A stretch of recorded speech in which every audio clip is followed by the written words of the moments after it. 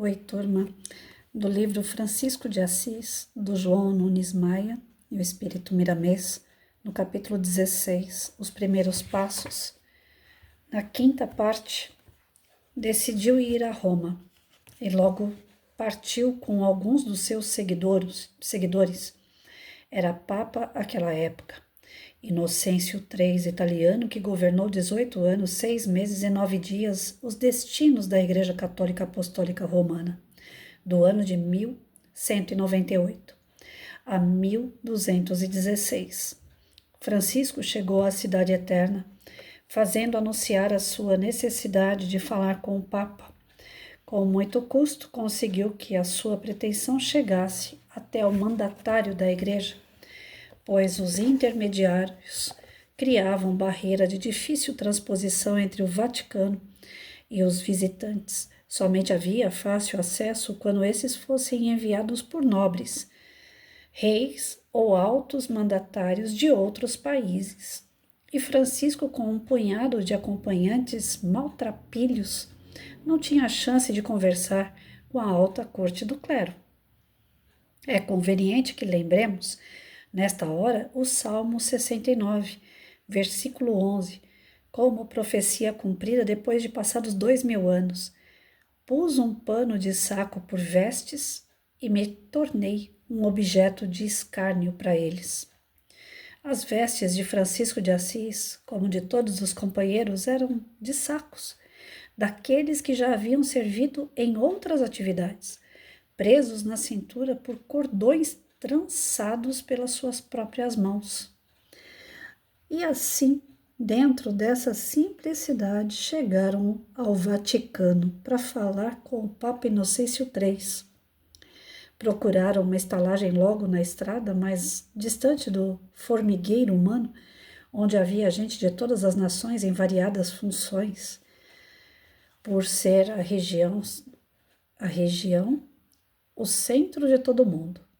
Francisco de Assis encontrou no dono da pousada um companheiro, por ter ideias que afinizavam com as suas. Era um português radicado em Roma, já com muitas propriedades, de nome Antônio José Joaquim Maria, conhecido por José Maria, e procurado por visitantes de todo o mundo que iam a Roma.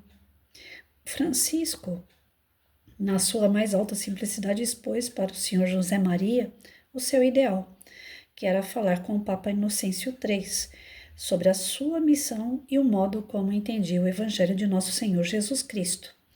O estalageiro, ao ouvir Francisco, ficara admirado com tão alta filosofia. Estava acostumado com gente de todas as categorias literárias e sábios de muitos países, que por ali passavam, mas nunca ouvira o que saiu da boca daquele homenzinho simples, no falar, mas sábio quando entendido. Embevecido pela conversa de Francisco e de seus companheiros, chegou a ter vontade de fazer parte daquela comunidade e a ela entregar-se de corpo e alma, por sentir que verdadeiramente aquele homem era de Deus, que não somente falava das ideias de Jesus, mas vivia os seus preceitos na edificação da própria vida. O português e a família vieram de Portugal por causa da perseguição política, mas era muito rico e trouxera muito dinheiro em forma de ouro, moeda que valia em qualquer lugar do mundo. O que ele achou inconveniente nas regras de Francisco, mas sem expor a seu ponto de vista, foi a renúncia aos bens terrenos e à castidade. Para ele, as mulheres se constituíam em prêmio de Deus aos homens e para a terra, e o sexo era conforto que todos poderiam ter. No resto estava de pleno acordo, mas achava que o clero deveria passar por urgente reforma e que estava mesmo decaindo. O Vaticano falava baixinho ao ouvido de Francisco: está empobrecendo o mundo. É dono de muitas propriedades e domina as consciências. Está ficando prepotente, orgulhoso e até fazendo guerras, matando em nome de Deus, perseguindo em nome de Cristo. De vez em quando punha a mão na boca com medo, pois era estrangeiro e deveria comportar-se bem no país que o acolhera e respeitar as leis, fossem elas quais fossem. O homem de Assis logo notou, pela sua penetração psicológica, a fraqueza do dono da estalagem e a nada o forçou.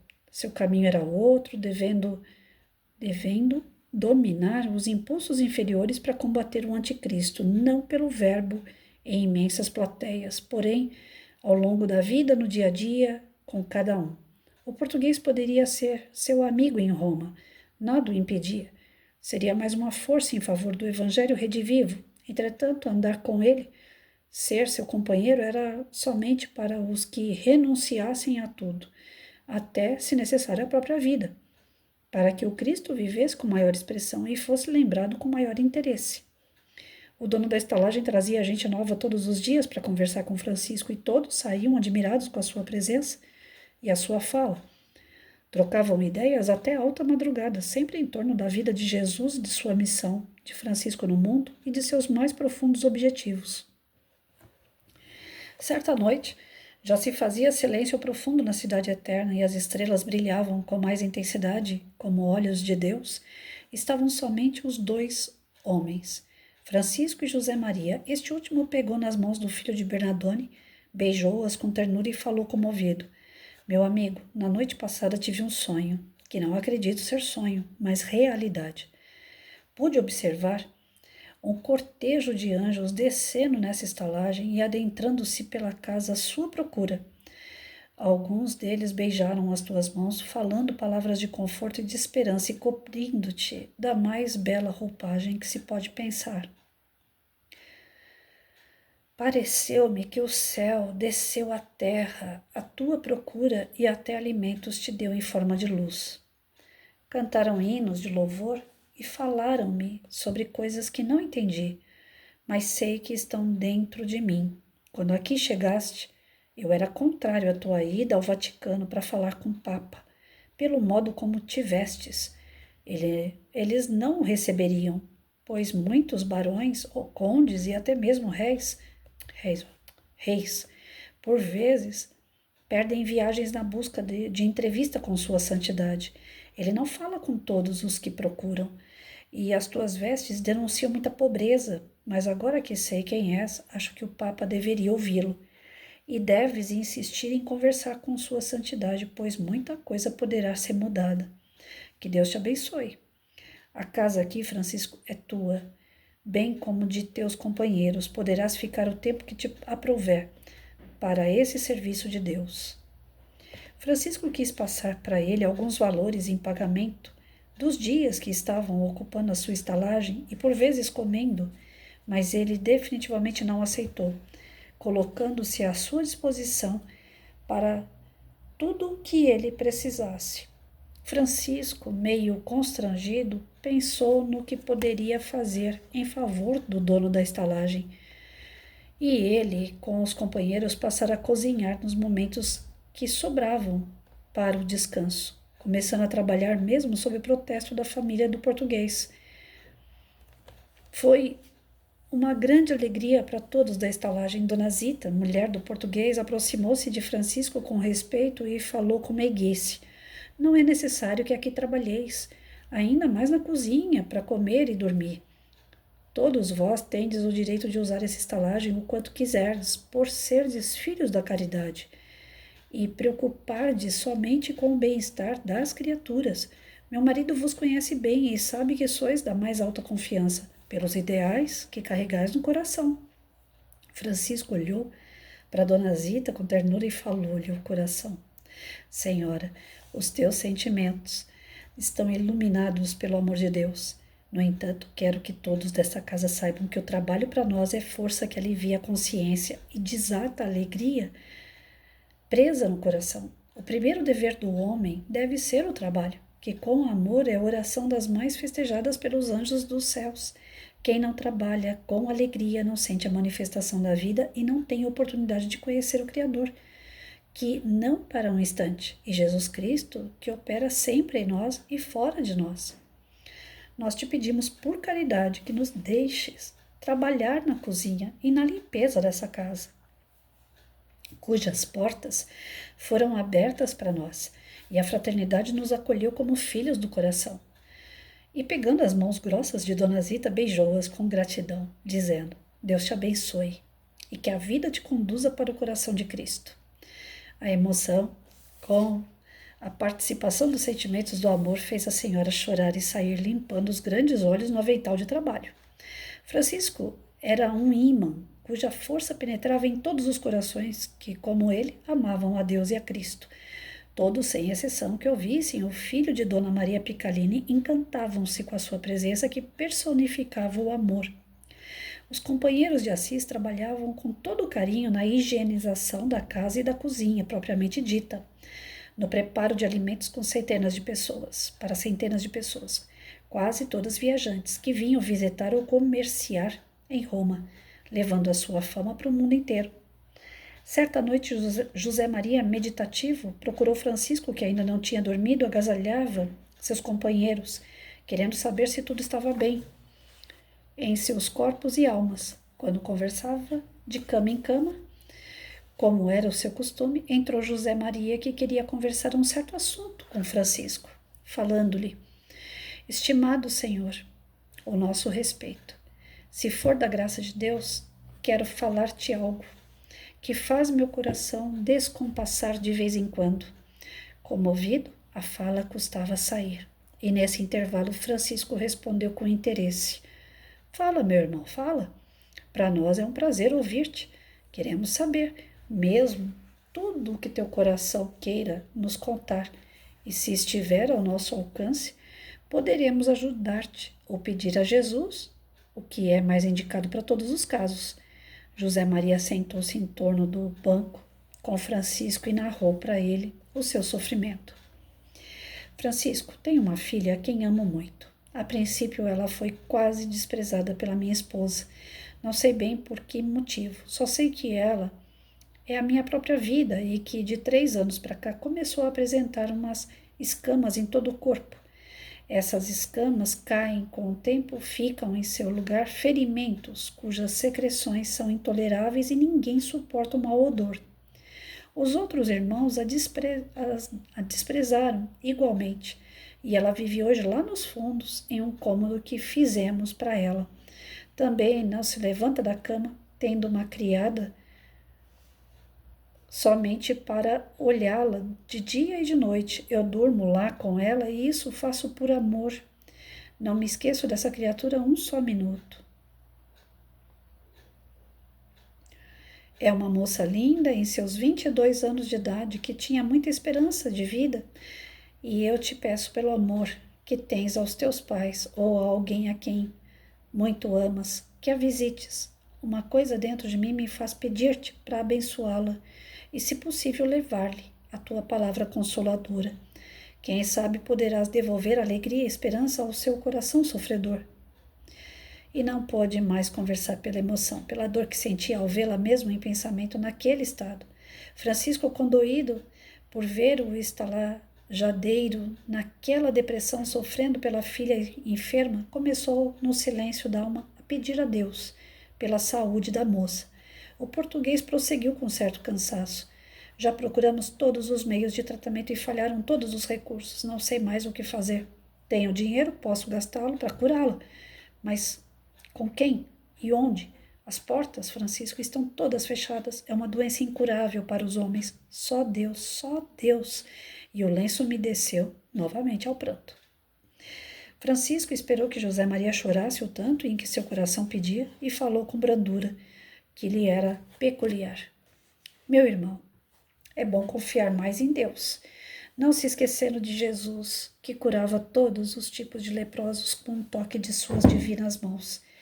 E ele pode estar presente onde se reúna em seu nome.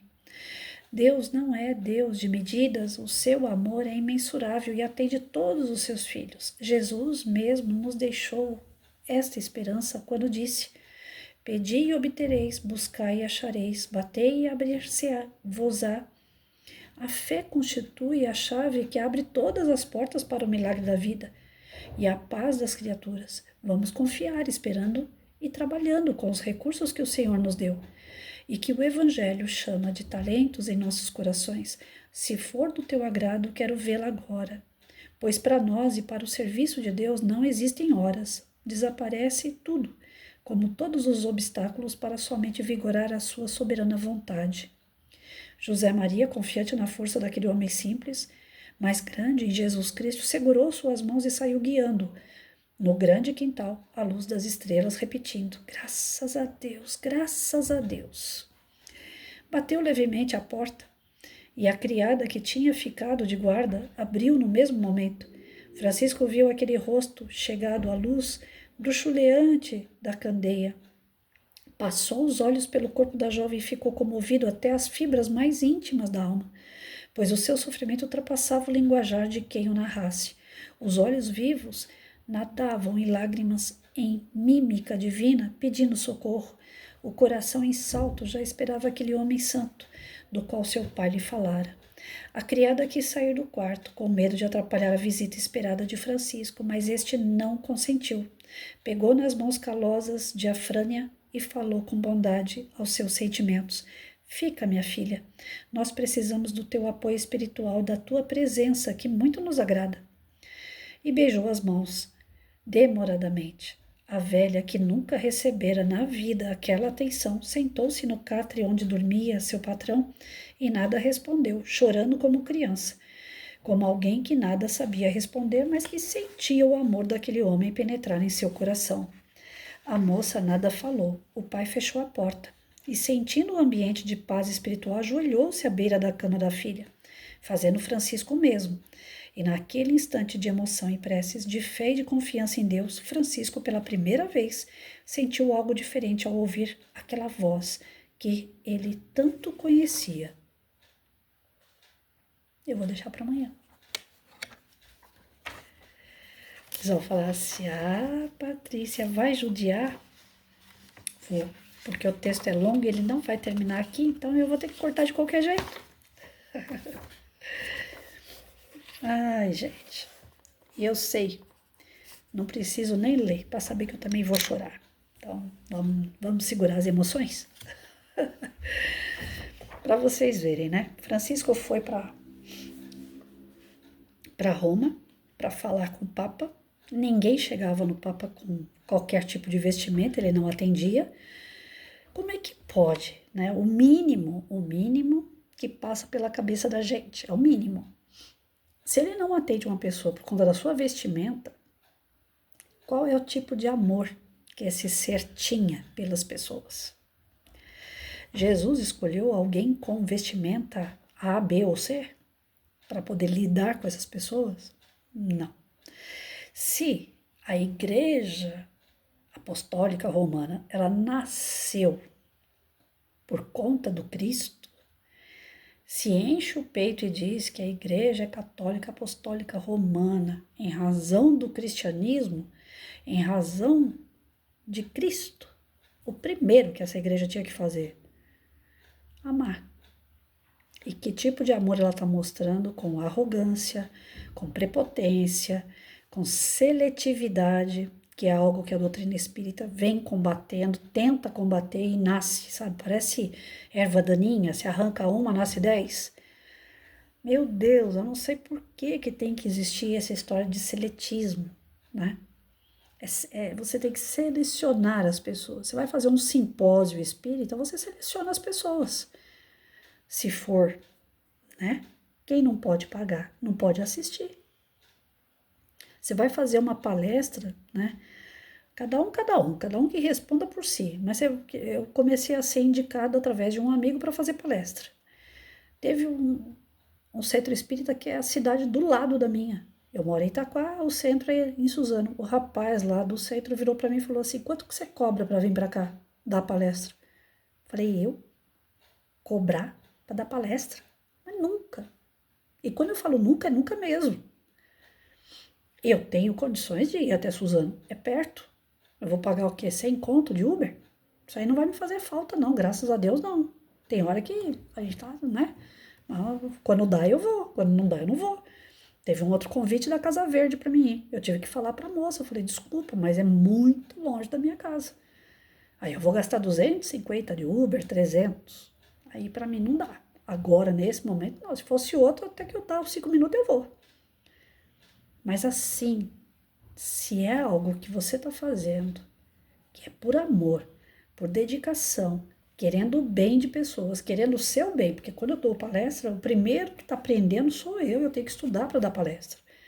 Então, ao invés de cobrar, eu devia agradecer a oportunidade de quem está me indicando, a oportunidade de quem está deixando eu participar, a oportunidade que Deus me dá de ter saúde, de poder pensar, aprender e falar aquilo que eu aprendi na leitura, não é que eu aprendi praticando.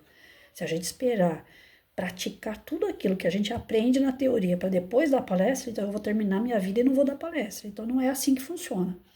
A gente lê, estuda, tenta internalizar, tenta praticar, mas mesmo que a gente não pratique, a gente pode falar sobre o que entendeu. Só que eu sou a primeira boca aberta que chega lá na frente e fala, gente, hoje eu tô aqui falando sobre um tema que eu não tenho moral para isso. Eu tô só reproduzindo o que eu aprendi, mas ainda não pratico. Eu sou boca aberta. Eu sou humilde de reconhecer aquilo o que eu consigo e o que eu não consigo fazer, ora. E isso é quando alguém fala, você vai dar palestra para 50 pessoas. Eu falo, tudo bem, eu dou. Né? Eu já fiz encerramento de projeto com 120 pessoas, é o máximo, né? Que eu já tive contato assim. É ruim para mim, porque eu gosto de olho no olho. Eu gosto de ver o que cada um ali. Eu fico tentando, tipo, mãe de Ná, né? Eu fico tentando descobrir o que eles estão pensando, se eles estão gostando, se eles não estão, pelo olhar. Né? Se a pessoa tiver, né? Um pouquinho, um pé de galinha, eu falo, tá dando um sorrisinho ali com o olho, tá gostando. Se tiver carrancudo, né? Eu já falo, ih, aquela ali já não tá gostando. E aí eu vou me vigiando durante a palestra. Aquilo ali para mim é um termômetro, sim. Para outras pessoas, aprender na faculdade ou num curso, você olha um pontinho preto lá no final do salão, lá e não olha na cara de ninguém. Pode ter 200 mil pessoas que você não tá nem aí, você tá olhando pro pontinho preto. Eu não consigo fazer isso. Então, eu gosto, né? Do corpo a corpo, eu gosto de terminar a palestra, alguém vir e falar, olha, eu gostei disso, gostei daquilo, você falou uma coisa, tem tal livro e tal.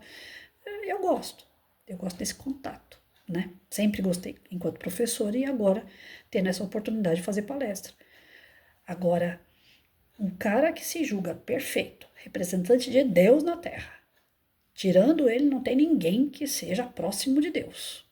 É só ele que tem como determinar se você vai para o céu ou vai para o inferno. Aí o cara seleciona se você pode ou não falar com ele, porque ele é o representante de Deus, então não é qualquer um que chega perto dele. Então que Deus é esse? Pela nossa lógica, tudo que a gente for falar sobre essa igreja antiga, católica, apostólica, romana, ela tem as suas raízes até hoje. Ainda tem padre que é seletivo. Se fecha para dentro da igreja e tem dia, hora marcada. Se uma pessoa chegar lá, como eu já cheguei num centro espírita, pedindo pelo amor de Deus para alguém me ouvir porque eu não estava bem, se eu chegar numa igreja dessa, o padre vai falar só na minha agenda, vai procurar uma beata que seja responsável pela minha agenda. Vai no confessionário, é lá que você tem que falar comigo. Errado não tá, mas certo também não acho. Porque um cara que tá lá dentro da igreja, que é conhecido do padre, que tá sempre na missa, que tá dando dinheiro lá, o dízimo, que ajuda e colabora com a igreja. A hora que ele precisa de uma conversa, de um apoio, ele tem que marcar dia para isso. Então, assim, a porta do centro espírita, a partir do momento que está aberta, tem palestra, tem sempre alguém numa salinha lá que a gente fala que é o apoio fraterno. Pode ser conhecido, frequentador da casa ou não. A pessoa chegou na casa espírita e falou, eu preciso conversar, vai ter alguém do atendimento fraterno para atender. A não ser que a casa tenha, né, 200 mil pessoas aí naquele dia, não vai, talvez não consiga, mas vai remarcar. Mas sempre eles dão um jeitinho de ajudar, de alguma forma, para a pessoa não sair dali do mesmo jeito que entrou. Nem que seja falar assim, ó, não dá para atendimento fraterno, mas assiste a palestra, toma um passe hoje. E na semana que vem chega mais cedo e vem para atendimento fraterno. Alguma coisa aquele ser vai modificar naquela noite, mas ele não vai sair dali sem apoio. E pode estar vestido de Carmen Miranda, como ele pode estar vestido de Zé Ruela, tanto faz. Já cansei de ver gente que mora na rua, vem para o centro espírita assistir uma palestra, 2 palestras, 3 palestras, 4 palestras, e quando vê, a criatura já está mudando de roupa, já está mudando de conduta, já está mudando de, sabe, de rosto, está largando o vício. E para mim não é surpresa nenhuma isso, porque a casa espírita é de reforma íntima. Agora tem gente que fica milênios dentro de uma igreja e dependendo da conduta do cara que está lá, não se transforma, porque a conduta da própria pessoa que é representante da igreja não ajuda. Tá certo que cada um é um, cada um responde por si, não é porque o cara lá em cima não faz que eu não vou fazer. Mas as pessoas seguem os preceitos daquele que está falando. Então, 50% da culpa acaba sendo da pessoa que está lá. Falei isso na última palestra que eu dei. Falei, gente, eu tenho medo de abrir meu bocão. Tenho medo de chegar numa palestra e falar algo que eu não tenho que falar. De repente escapa alguma coisa da minha grosseria que faz parte do meu espírito grosso e denso, que ele é ainda. Eu morro de medo. Eu me vigio. Agora há pouco eu estava fazendo a leitura, deu vontade de falar uma palavra e eu corri, busquei outra para colocar no lugar, mas ainda assim eu segurei meu pescoço, que eu estava falando alguma coisa assim de cortar pescoço. Eu tentei corrigir, tirei a mão também. Eu tenho falhas. Eu tenho falhas. E é perigoso você ser um palestrante, um padre, um pastor, você está lá na frente falando sobre aquilo que todos que estão te ouvindo vão passar a acreditar. E se você dá informação errada, informação injusta, meia informação, então assim, eu já parto do princípio, essas coisas já me passava pela cabeça quando eu era da católica, né? Eu falava assim, mas como é que pode um cara decidir se eu vou pro céu ou vai pro inferno? Ele nem me conhece pelo que eu falo. E se eu não falo tudo? E se eu não lembro tudo na hora? Como que ele pode?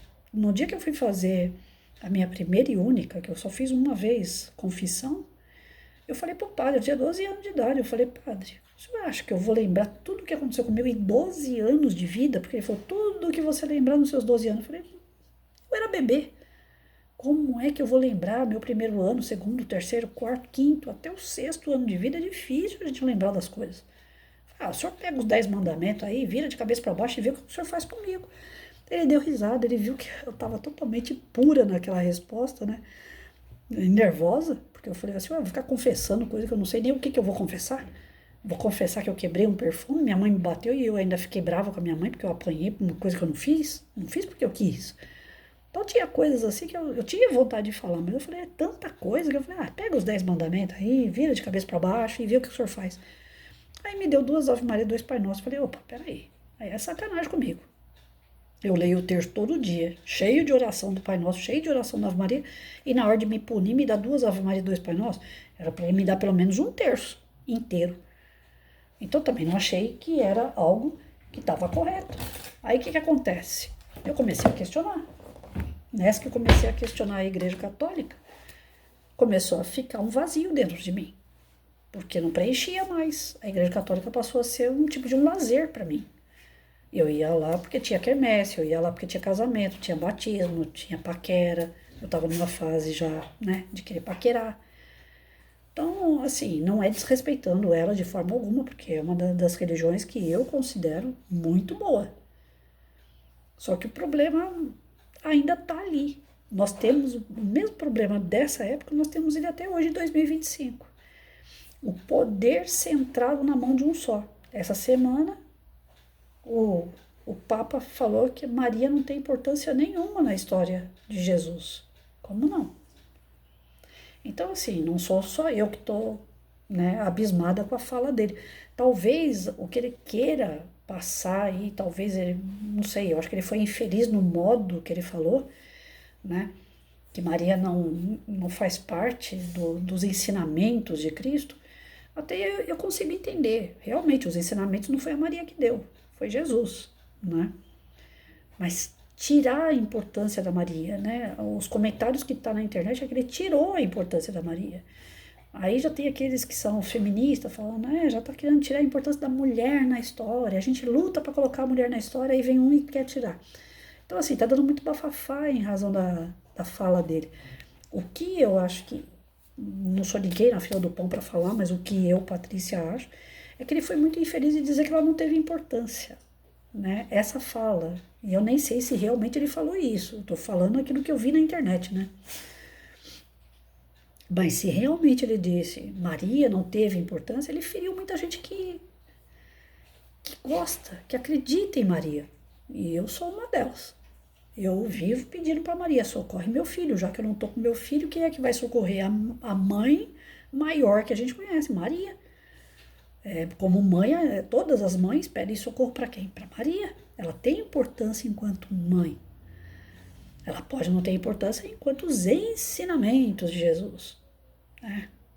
Mas se não fosse Maria, não teria Jesus. Então, quer dizer, ela é muito importante. Ela deu a vida ao espírito maior que nós conhecemos. E haja ventre para ter um ser puro, um verdadeiro espírito superior no ventre dela. Então, como não tem importância uma mulher dessa? Lógico que tem. Então, eu fiquei assim, né, um pouco chateada, vamos dizer, com a fala dele, se é que ele disse isso, né? E tudo que é Instagram lá, tá lá. O Papa falou que Maria não tem importância para a Igreja Católica e nem para os cristãos. Não sei se ele falou exatamente isso, mas se falou, foi infeliz, porque Maria tem importância sim. Então, assim, a gente não pode unificar a importância na mão de um só, mesmo que seja Cristo, por exemplo, porque Cristo tem lá todo o seu contexto de vida, todos os seus ensinamentos, que é a sua importância. Mas Maria tem a importância dela enquanto mãe de Cristo. E assim como José tem a importância de pai de Cristo. E assim por diante. Né? Nós, espíritas, não acreditamos que Maria simplesmente concebeu. Como? Divino Espírito Santo? Não. Precisou de espermatozoide e óvulo para ter o corpo de Jesus. Assim como Francisco de Assis precisou da mãe e do pai dele para se criar o corpo de Francisco de Assis. Esse milagre, né, que veio um anjo e falou: Maria, você vai ficar grávida. Vem lá com uma varinha mágica, né? Fala: Maria, a partir de hoje você está grávida. Pronto. Nós espíritas nós questionamos essas, né? Os milagres que são ditos o tempo todo dentro da Bíblia e nos evangelhos, não é um milagre. Milagre é algo que você não pode explicar. E esses milagres todos, tanto o evangelho como a Bíblia, se forem interpretados de uma maneira explicativa, tem explicação. Então não tem explicação e se torna milagre aquilo que você acha mais fácil falar. Foi milagre, né? Eu estava lendo Curas Espirituais à Luz da Doutrina Espírita, que é do Sérgio... eu sempre gaguejei para falar o nome dele. Sérgio Cherce Júnior, com o espírito Dr. Ludovic. Quem puder, acompanha no YouTube lá, que tem o estudo todinho do livro, que é dessa grossura, ou compra o livro e vai ler, que é muito bom. E tem a parte dos milagres, que é dito por Kardec, estudado através da Revista Espírita, estudado através desses artigos que Kardec escrevia, estudado através das orientações dos espíritos, e está na Gênese, está no Livro dos Espíritos, e se eu não me engano, no próprio Evangelho. Então, nós encontramos respostas para os milagres. Então, milagre o espírita não acredita. Patrícia, mas como não? Fulano rezou e curou. Fulano rezou e curou porque ele tinha merecimento, porque ele tinha uma energia, porque espíritos vieram e deram um passe energético, trocou energia. Alguns espíritos podem vir através da manipulação de vibrações, através da manipulação de energias e podem mudar, inclusive, a parte das suas células que vão se reconstruir, que vão se fortalecer e que vão fazer com que o seu corpo regenere. Ou seja, energia, vibração, pensamento, sentimento, são eles que garantem a vida ou o fim da vida carnal. A pessoa só desenlança, só morre fisicamente quando a sua energia desgasta no corpo físico. Né? Como se fosse o combustível de um carro. Acabou, o carro para. Mas o corpo está ali, não tá? Então, assim, tem muita coisa que a gente precisa estudar para entender e não ficar com esses conhecimentos na mão de um só. Se vocês já viram outros vídeos meus, vocês vão ver que eu já citei aquele filme O Nome da Rosa. O Nome da Rosa mostra que padres que gostariam de entender um pouco mais sobre a Bíblia morriam, porque tinha que ficar no poder de um ou dois as informações, o conhecimento. O clero maior. Os outros era tudo pau mandado, tem que fazer o que manda e acabou. E aqueles que iam buscar um pouquinho mais de conhecimento era tudo morto no filme. Tem a ponte... Aí agora... Eu não lembro agora se é a Ponte de Luís XV. Eu assisti esse filme faz pouco tempo. Eu até citei em algum canal aqui, em algum estudo. Também esse livro que fala sobre a ponte lá, na época medieval, um padre foi vasculhar. Ele foi pesquisar, foi fazer a... Como é que fala? Ele começou a dar uma de detetive, né? Começou a analisar toda a morte de 5 pessoas que caíram numa ponte. O que uma tinha a ver com a outra? Por que só aquelas pessoas caíram da ponte? A ponte de São Luís, se eu não me engano. Acho que é isso. Peguem para assistir, é interessante. O padre é meio parado, porque filme de Idade Média é meio parado mesmo, mas ele é informação, reflexão, ele é muito bom. Essa ponte de São Luís, é isso mesmo. Ele fala sobre isso, um padre pesquisando, né, analisando, né, buscando informações do porquê da morte daquelas 5 pessoas, se elas tinham alguma coisa a ver uma com a outra, e ele estava prestes a descobrir que elas tinham laços que iam além da carne. Aparentemente não tinham nada a ver uma com a outra, mas os seus antepassados, as suas histórias se entrelaçavam, como acontece com pessoas que estão passando uma na frente da outra, por acaso se apaixona e casa. Não é por acaso. Nada é por acaso e ninguém passa na vida de ninguém à toa. Tudo tem um porquê. E o padre estava indo investigar sobre isso. O que elas tinham de laços? O que elas tinham em comum? Acabaram com o padre, né? Porque ele estava investigando algo que lá na Bíblia não existe. Ou seja, existe, mas não pode ser interpretado. E assim a gente foi por muito tempo. E continua sendo em algumas, né, raízes da igreja. Tem igreja que não, que já está um pouco mais aberta, que deixa raciocinar um pouco mais.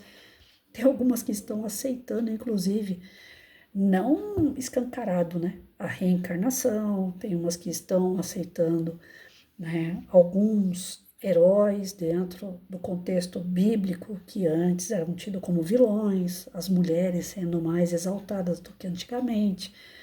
Então, algumas reformulações estão acontecendo, mas tem outras que parece que está lá com o pé na lama e não sai. E a católica, ela protegeu a Bíblia, ela protegeu a história de Jesus e de outros que vieram para transformar o nosso planeta. Ela foi uma verdadeira guardiã. Só que nessa de ficar guardando tanto as informações, ela também foi um atraso. Porque poderia ter sido dividido um pouquinho esse conhecimento, como até hoje a gente pede tanto para que divida. Para que aceite algumas coisas, que nem Adão e Eva, homem e mulher, ter filhos homens, e dali nasce uma humanidade. Aonde que isso entra na cabeça da gente? Não entra. Né? Então, não era Adão e Eva, era uma raça adâmica. E aí sim, precisa investigar como que foi que surgiu essa raça adâmica, de onde que eles vieram.